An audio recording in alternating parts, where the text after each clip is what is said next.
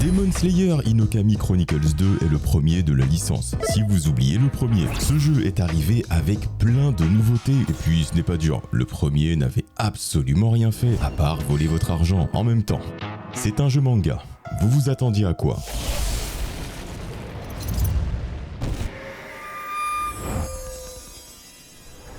CyberConnect 2 au développement encore. Donc on s'attend à ce que ce soit la même logique, c'est-à-dire un jeu bien buggé. Mais ce Inokami Chronicles 2 a réussi à faire quelque chose que CyberConnect 2 n'avait pas réussi à faire depuis Naruto Storm 3. Oui.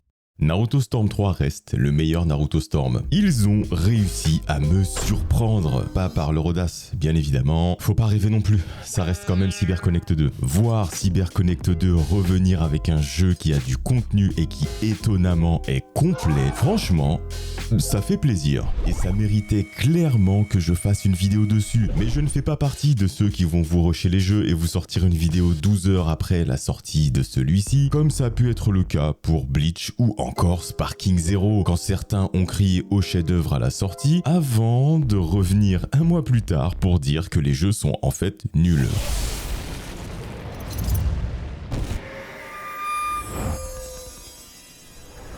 C'est probablement là que CyberConnect 2 a mis le plus d'efforts. Et pour une fois, ça se voit. Le mode histoire du jeu commence du quartier des plaisirs jusqu'à l'entraînement des piliers, sans refaire tout le début de l'animé. Enfin, pas directement, mais ça je vous expliquerai après. Mais rien que le fait de ne pas devoir se retaper l'intégralité du mode histoire de Demon Slayer, je vous assure que c'est un soulagement.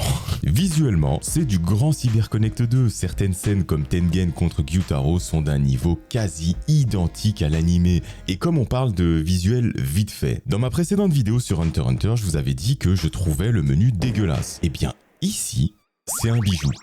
Le menu est parfait, avec ce petit flicker de luminosité sur les éléments. Non, vraiment, là, CyberConnect 2, ils se sont donnés. C'est trop bizarre, parce que je pense que vous comme moi, on n'est plus du tout habitué à ça. Mais surtout, ce qui change, c'est que le gameplay a suivi. Ils ne se sont pas contentés de tout mettre uniquement dans le visuel. Les affrontements ne sont pas juste des combats versus recollés à l'arrache entre deux cinématiques ou diaporamas. Ici, chaque boss a ses propres patterns. Alors oui, il faut pas non plus rêver, il n'y en a pas non plus 25. Des patterns, je vous parle. En général, chaque boss en a entre 3 à 5. Mais ça fait quand même la différence parce que chaque boss est réellement distinct dans sa façon de se battre. Et surtout, il y a même des phases de grande mêlée. Vous allez vous retrouver sur une carte à devoir affronter des vagues d'ennemis comme dans un mini beat'em all à la Dynasty Warriors. Ou même à la One Piece Pirate Warriors parce que vous m'avez bombardé de commentaires demandant de jouer à ce jeu. Alors je veux bien, mais les One Piece Pirate Warriors, vous avez fait 2 missions, vous avez fini le jeu. Les phases de grande mêlée, je les trouve incroyables. Concernant les phases d'exploration, alors ça a toujours été un réel problème dans les jeux développés par CyberConnect. Dans ce nouvel épisode, les phases d'exploration ont été retravaillées. Et enfin, on peut courir. Si vous êtes un habitué des jeux CyberConnect, les phases d'exploration, c'est un calvaire. En général, dans les jeux développés par CyberConnect, la vitesse de déplacement du personnage est anormalement lente. Ici, on peut explorer librement, mais uniquement les zones dans lesquelles nous sommes. Ce n'est pas un monde ouvert, donc on ne peut pas aller où on veut, quand on veut. Surtout ça, quand on veut, parce que le jeu est quand même assez très scénarisé. Nous pouvons courir, sauter, interagir avec le décor en s'agrippant pour grimper. Les zones sont un peu moins linéaires, même si on va pas se mentir, ça reste quand même ultra dirigiste. Dans certains décors, c'est littéralement du couloir. Vous allez tout droit, vous tournez à gauche ou à droite, avec une structure qui donne l'impression que vous êtes carrément dans un labyrinthe. Il y a pas mal de collectibles à récupérer, ce qui vous encourage à fouiller, même si en réalité, ce n'est pas du tout essentiel. C'est-à-dire que si jamais vous ne les récupérez pas, le mode histoire ne changera absolument pas. Au bout d'un moment, je ramassais plus rien. Je fonçais directement vers les objectifs principaux. Mais là où j'ai été surpris, accrochez-vous, parce que je pense que j'ai jamais dit ça dans les vidéos sur ma chaîne, c'est concernant les quêtes annexes. Je n'aurais jamais cru dire ça dans une de mes vidéos, mais pour une fois, dans un jeu développé par CyberConnect, Je valide la gestion des quêtes annexes. Il y a des missions secondaires. Il y en a un peu... beaucoup même en fait. Mais elles se trouvent à chaque fois dans la même zone que l'histoire principale, ce qui fait que c'est moins pénible, moins chiant à faire. Pas besoin de faire 400 km à pied pour livrer un bento à un inconnu, même si ça reste de l'annexe. Oui, je sais, vous allez me dire, oui, mais l'annexe, c'est pas obligatoire. Oui, mais des fois, quand on a envie de jouer à un jeu et d'en profiter pleinement, on a envie de tout faire. Et si les quêtes annexes sont chiantes, ça rend pénible le fait de vouloir compléter ce jeu. Ils ont compris que leur jeu reste un long couloir, alors ils ont eu l'intelligence, ce qui est rare chez CyberConnect 2, de concentrer le contenu autour de vous. Et franchement, je trouve ça vraiment excellent. Là, vraiment, il n'y a rien à dire.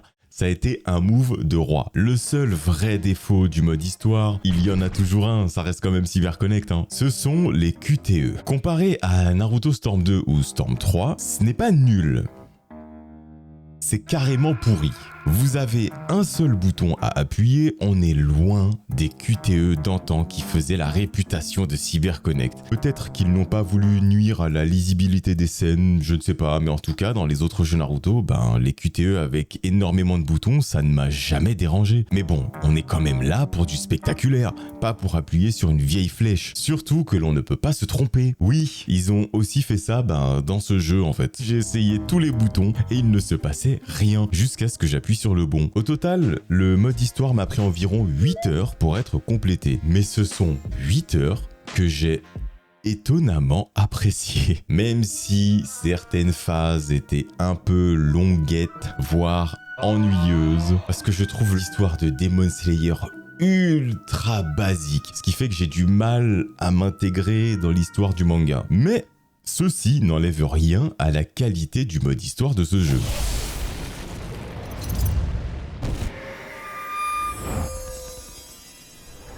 En plus du mode histoire, Inokami Chronicles 2 propose un contenu solo beaucoup plus solide que ce à quoi CyberConnect 2 nous avait habitués ces dernières années. Et franchement, pour un studio qui a l'habitude de tout miser sur le mode histoire et de bâcler tout le reste, c'est presque un événement. On retrouve évidemment les classiques comme le mode entraînement. Le mode d'entraînement du jeu, par contre, lui, il se veut extrêmement sommaire. Il y a d'autres modes qui vous permettent de jouer seul, comme le mode match d'endurance, mode que je trouve relativement bien fait. C'est de la survie, mais vous verrez pourquoi c'est bien fait. Dans ce mode-là, vous pouvez voir combien de personnages ont été battus par les autres joueurs. Et c'est vrai que quand j'ai vu le premier du classement, je me suis dit, c'est un mode survie. Donc en soi, c'est facile. Donc, je suis parti jouer en survie. Là, je me suis rendu compte que je pense qu'ils n'ont pas tout mis uniquement dans le visuel ni dans le gameplay, mais le mode survie aussi. Il y a également le mode la voix du pourfendeur. En gros, dans ce mode-là, vous pouvez revivre la plupart des combats que Tanjiro a vécu dans le mode histoire du jeu précédent. Ça vous permet en gros de revivre l'histoire du début du manga, avant ce jeu. Et en vrai,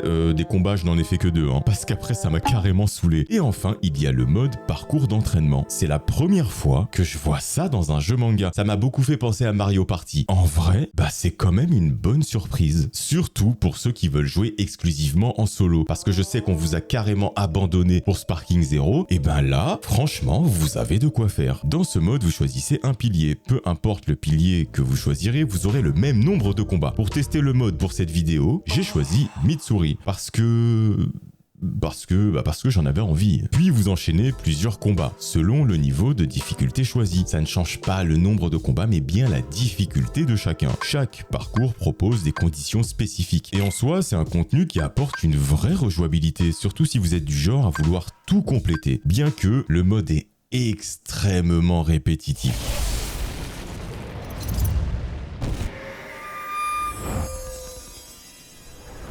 Le casting de Inokami Chronicles 2 est relativement large dès le lancement. Et ça, c'est aussi un point qui m'a surpris. Parce que contrairement à pas mal de jeux manga récents, ici, la majorité des personnages qui sont dans le mode histoire sont disponibles dès le début, sans avoir à attendre un patch de merde qui va venir dans 6 mois pour finir de développer le jeu. Et en même temps, vous ajoutez un pseudo-personnage pour faire passer ce petit abus non consenti, rien que pour gratter 8 €. Non mais je trouve ça abusé. Presque 10 € le personnage. Si jamais vous voulez vous procurer ce jeu ou n'importe quel autre jeu sans vous faire voler de 80 € pour un produit non fini, vous pouvez passer par Gamesplanet. C'est un site partenaire qui propose des clés officielles à prix réduit. Et avec mon lien affilié en description, vous me soutiendrez en me permettant d'obtenir 5% sur l'achat de votre jeu. J'ai aussi eu un code promo pour ce Demon Slayer, mais vu la vitesse à laquelle je sors mes vidéos, le code doit sûrement être périmé. Mais voilà, vous savez que je peux obtenir tout plein de codes pour vous et je vous tiens au courant en général sur mes réseaux sociaux qui sont en train de s'afficher juste là. Il y a aussi le lien en description directe, donc vous pouvez aller cliquer dessus. Et il y a une nouveauté aussi. Certaines équipes ont des techniques ultimes ensemble et en plus, il y a des duos de démons. Tout ça, ça reste quand même limité, que ce soit au niveau des duos ou des techniques ultimes, mais c'est quand même un ajout qu'il faut souligner.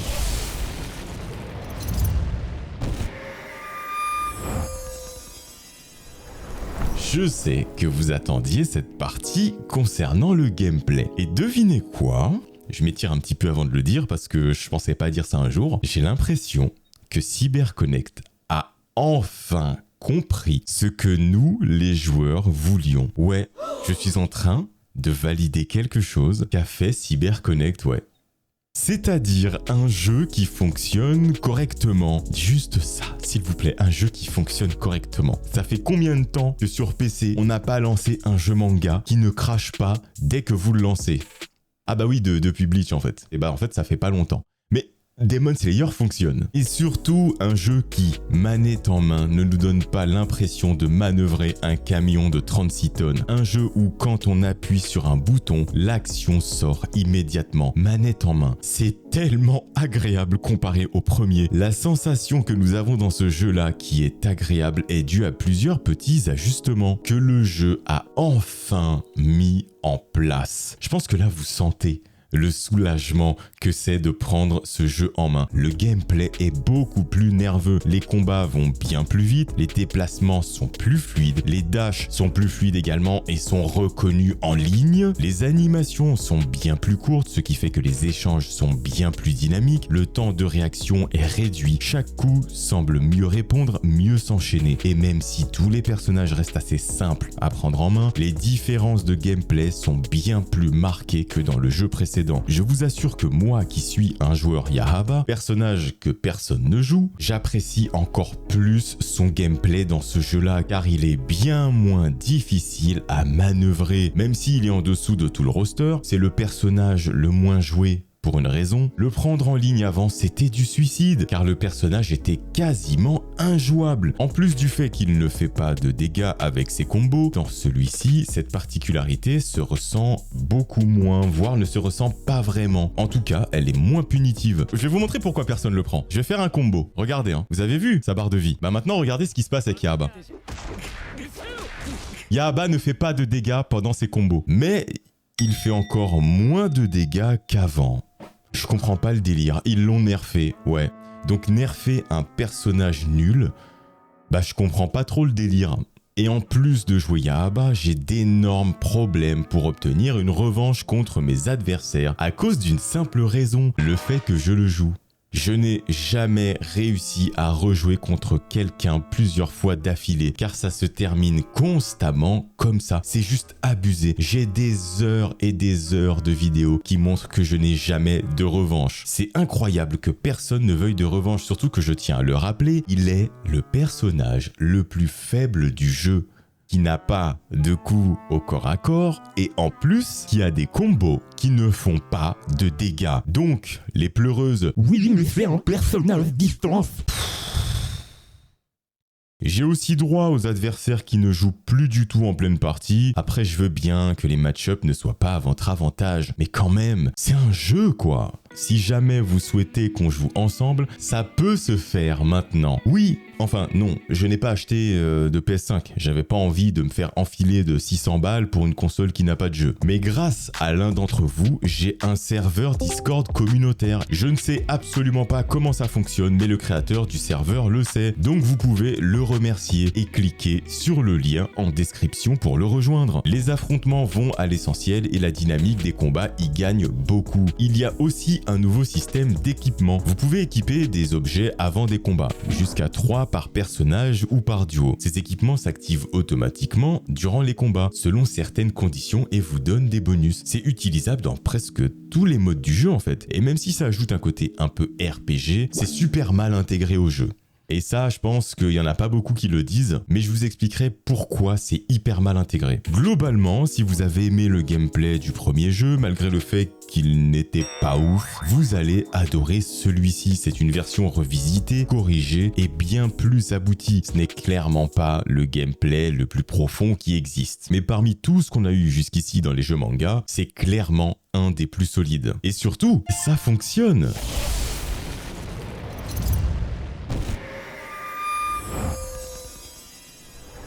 On connaît CyberConnect 2, on sait très bien que concernant le online, ce sont les meilleurs. En partant de la fin. Et concernant ce Demon Slayer, ce n'est pas catastrophique non plus. Mais c'est extrêmement loin d'être l'extase. Le jeu propose un système de salon avec spectateurs intégrés. On peut créer des salons privés, mal faits au final, organiser des tournois ou tout simplement rejoindre un salon pour regarder des matchs et affronter ensuite le gagnant, mais uniquement quand personne ne se bat. Ah, tu peux pas rejoindre? Ça, c'est de la merde, ça. Comment ça, tu peux pas rejoindre? Même dans Storm 4, c'était faisable, frère. Eh, ils sont en pleine session, ma propre session, et je la trouve pas. C'est simple, c'est propre. Ça fonctionne.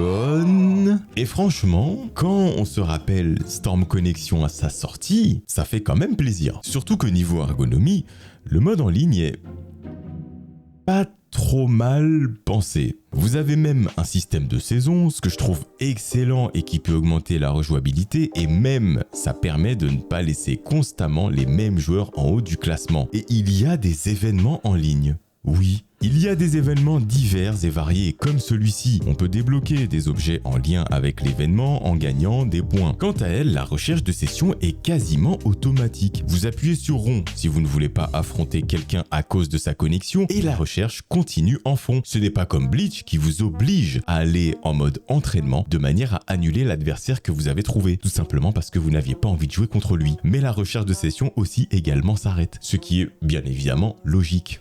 Et en plus, le matchmaking fonctionne également pour les matchs amicaux. Ah, ça c'est quelque chose que je trouve qui n'est pas assez mis en avant dans les jeux. Oui, nous avons du matchmaking amical. Je vous assure qu'avoir du matchmaking amical à la sortie d'un jeu, c'est exceptionnel. Pas besoin de se taper des lobbies moisis juste pour jouer contre quelqu'un aléatoirement. Et quand vous avez envie de jouer, eh bien 2 ou 3 pressions sur X et c'est lancé. C'est rapide, pratique et ça améliore clairement l'expérience en ligne, en classé comme en amical. Bon, laissez-moi remettre mes lunettes. Nous allons parler des vrais soucis du mode online du jeu. Déjà, le jeu ne propose toujours pas de rollback en 2025. Et ça, je trouve que c'est abusé. Mais genre vraiment en fait. Les jeux qui adaptent des licences manga continuent à fonctionner à l'ancienne avec de l'input delay, ce qui fait qu'en ligne, c'est une putain de catastrophe. Tout dépend de votre connexion et de celle de votre adversaire qui se situe au Pakistan, qui fonctionne via la Wi-Fi du cybercafé. Et on sait très bien qu'en 2025, personne, étonnamment, ne joue en Ethernet. Donc forcément, quand vous lancez une partie, même si c'est rapide, eh ben ça pue la merde. Surtout si vous êtes dans une région avec une mauvaise infrastructure réseau, c'est-à-dire bizarrement dans le monde entier vu la gueule des serveurs du jeu. Et il n'y a toujours pas de crossplay. Putain, à un moment, mais faites un effort. Vous êtes là à nous casser le cul à sortir des DLC, c'est que vous avez le temps de développer le crossplay. Surtout quand ces DLC sont annoncés même avant la sortie du jeu. Je vous ai dit que la recherche de session en ligne était simple à lancer, mais c'est tout, car durant la recherche de session, il y a des bugs, trop de bugs. Il y a aussi également beaucoup de soucis avec les techniques qui passent à travers votre adversaire. Vous avez des parties qui se terminent constamment sans aucune raison, ce qui arrive à chaque putain de fois, et c'est même le cas sur console. Non mais regardez, ceci est arrivé durant un tournoi qui a duré 7 heures. Vous n'imaginez même pas le nombre de fois qu'ils ont dû relancer les sessions tellement c'était buggé. Et c'est un tournoi qui était sur PS5, parce que je sais que vous êtes tous là à dire ouais mais on n'a pas ces problèmes sur console. Comment vous expliquez ça pour le jeu ? Vous avez également pas mal de retours au menu principal lors d'une recherche. Et le souci, vu que c'est un jeu CyberConnect, c'est que lorsque ceci vous arrive, c'est également compté comme une déconnexion. Le jeu crache à fond la caisse en ligne, ce qui est bien évidemment compté comme des déconnexions volontaires. Et du coup, quelque chose qui peut être confirmé ici, c'est qu'il n'y a aucune pénalité concernant les déconnexions, parce que même les joueurs n'en ont absolument rien à foutre. En plus, j'ai failli oublier, concernant la création de sessions, bien sûr, c'est un enfer d'ergonomie. Quand vous créez une session en privé, vous ne pouvez pas inviter les gens avec un simple numéro de session. On ne sait pas pourquoi, mais une fois que la session est créée, le numéro de session il disparaît, il devient invalide, donc impossible pour les autres joueurs de vous rejoindre avec. Vous êtes obligé d'ajouter tous les joueurs avec qui vous voulez jouer en ami pour pouvoir les inviter lors des sessions privées. Et surtout, si vous voulez être sûr lors de la création de cette session que personne d'autre ne rejoigne, vous n'avez un numéro de session que lorsque celle-ci est publique. Quand c'est une session privée, je ne peux pas donner d'idée de session pour que les gens puissent rejoindre. Ça veut dire que je suis obligé de créer une session publique. Ça n'a aucun sens. Ça n'a aucun sens. Et vous devez faire ça à chaque fois que vous voulez inviter quelqu'un qui ne figure pas dans votre liste. Car ils ont jugé logique de créer une session à plusieurs pour inviter une seule personne. Vous n'avez pas de session privée en 1 contre 1. Vous êtes obligé constamment de créer des sessions à plusieurs pour pouvoir affronter une personne. Voilà. Là, c'est du vrai CyberConnect 2 là. Mais il y a encore un autre problème bien chiant. Lorsque votre personnage est équipé d'objets, ces objets ne sont pas désactivés automatiquement en ligne. En matchmaking, vous avez une option. Mais lorsque vous créez une session, ils sont réactivés à chaque combat. À chaque fois que vous sélectionnez votre personnage, il faut penser à les retirer manuellement. Et si vous oubliez, ils reviennent tout seul, car il n'existe aucune option pour désactiver les objets de manière globale lors de la création d'une session. Il a des objets! Ça se désactive pas tout seul en ligne! C'est quoi ces conneries? Mais je sais pas, pour moi tu devrais avoir une option en ligne pour enlever ça. Ah ouais, mais lui ses objets c'est toute sa vie, je comprends pas. C'est pas grave, je joue comme ça. Et en plus, l'ergonomie c'est pas fini.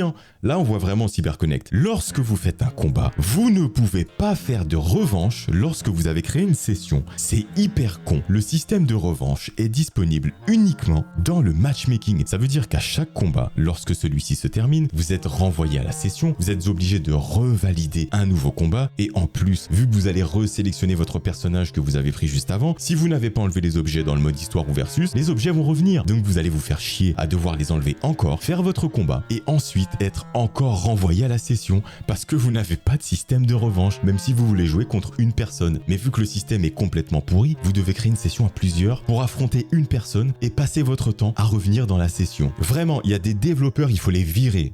Il existe carrément un serveur Discord qui répertorie tous les bugs possibles et imaginables arrivés en ligne. Il y en a vraiment beaucoup trop. Un bug que j'ai personnellement tout le temps, c'est celui de l'esquive. Je ne sais pas pourquoi, mais l'esquive en ligne ne permet pas d'esquiver les techniques, car durant l'esquive, vous ne savez pas pourquoi. Si votre adversaire utilise une technique qui a un tracking de port, comme c'est le cas dans 90% des techniques qu'il y a sur ce jeu, vous allez quand même vous la manger, car l'esquive ne vous rend pas invincible. Ce qui rend l'esquive totalement inutile. Et quand vous voyez la liste de bugs qu'il y a sur ce jeu en ligne, c'est juste hallucinant. Durant les combats, parfois quand vous touchez un adversaire, il peut finir en dehors de la map. Il devient inatteignable, et si c'est un joueur toxique, bien évidemment, ils vont en profiter pour vous faire perdre en abusant du bug. Vous pouvez également attaquer à la relevée. Du coup, tout le monde fait ça, car vous ne pouvez rien faire lorsque vous vous relevez, ce qui est totalement illogique. Nous sommes également envahis de pop-up à la fin du combat. Je vous assure qu'au début, c'est mignon, ok, c'est stylé, etc. Mais à la longue, c'est chiant. On devrait pouvoir passer tout ce qu'il y a à la fin du combat, car voir les interactions entre personnages ou les phrases de fin, ça va une fois, 2 fois, mais à la longue, c'est chiant. Je me dis qu'au final, ils ont quasiment tout mis dans le mode histoire. Certes, le mode histoire est beau, mais se promener dedans à force, c'est chiant. Et une fois que vous allez en ligne, vous êtes content parce que le gameplay est incroyable, mais vous vous rendrez compte qu'en ligne aussi, c'est chiant. Parce que même si vous êtes sur PC, vous allez vous dire, oui, on a l'habitude, les jeux sur PC, c'est souvent buggé. Mais lorsque vous jouez sur console et que vous voyez que c'est exactement la même chose, c'est chiant.